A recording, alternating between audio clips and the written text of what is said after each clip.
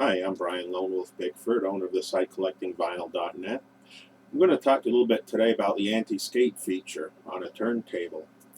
If you were to take a record that has no grooves on it, just a flat piece of vinyl, and put it on your turntable, and put the stylus on the record, if there was no anti-skate feature, the stylus would tend to gravitate toward the interior of the record due to the centrifugal force of the spinning of the vinyl.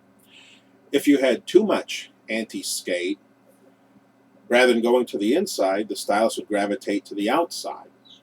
That's why the anti-skate feature is very important on a turntable. If it's adjusted correctly, the stylus will stay put, and wherever you put the stylus on the flat piece of vinyl, it won't move to one side or the other. It'll stay perfectly stationary. That's when you know the anti-skate is just the right amount on a turntable.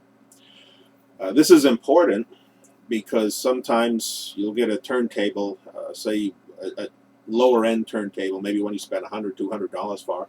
It may not have a feature on it where you can adjust the anti-skate yourself.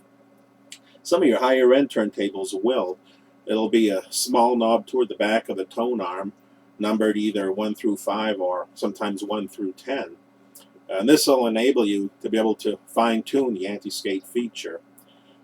If you have a turntable that does not have that, it should be set correctly at the factory. When you purchase it, it shouldn't be a problem.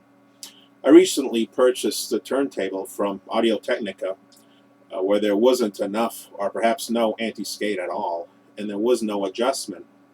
What happened when I turned it on and the stylus would come over to the vinyl, it would drop down onto the vinyl and then immediately skip into the song. And as some records were playing, perhaps records that the grooves weren't cut quite as deeply as other records, I noticed that every now and then it would skip over one groove toward the center throughout the entire side of the record. I first noticed this. I had a couple of records that I bought secondhand. I thought there was something wrong with the record and unfortunately threw them away. And then about the third time this happened, I realized that it wasn't the records, that there's going to be something wrong with the turntable. What I did is I took one of the records that it was having problems playing, that it was skipping on, and put it on another turntable, one that I had owned previously, an Ion USB turntable, which is a pretty nice turntable. The record played through with no problem. So then I realized that the problem was actually with the turntable that I bought from Technica, and being that there was no control where I could adjust the anti-skate, I just boxed it up and sent it back and got my money refunded. And I'm now using the Ion turntable, and the records are playing just fine. When buying a turntable, depending on how much you want to spend, you can spend $500, $1,000. I've seen turntables for $4,000 that have all the features. They have the anti-skate as well as the weight adjustment on the tone arm, basically everything. If you don't want to spend that much, a couple of suggestions might be to either look into perhaps a used turntable, which you can get online, or you could spend, if you wanted less money, maybe $100, $200, $300 for a slightly lower end turntable, a lot of which won't have the anti-skate feature. Usually you find that on the more higher end turntables. Again, if it's set correctly at the factory, it shouldn't be a problem.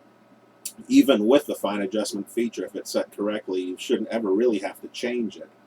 Unless perhaps for some reason you were to switch out the cartridge. Sometimes then you may have to make a minor adjustment, but even that's something you really shouldn't have to do. If you buy a turntable and you notice there's not enough anti-skate, like the one I got, where it's skipping to the inside of the record, or perhaps not enough anti-skate, where the needle lands on the record and gravitates to the outside, or perhaps even falls off of the record, and there's no fine-tune adjustment, I would suggest send it back, get your money back, perhaps go with a different brand, because it really shouldn't be a problem. It should be set correctly at the factory.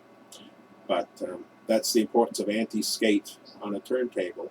So that's just another turntable tip from Brian Lone Wolf Bickford. Thank you and happy vinyl shopping.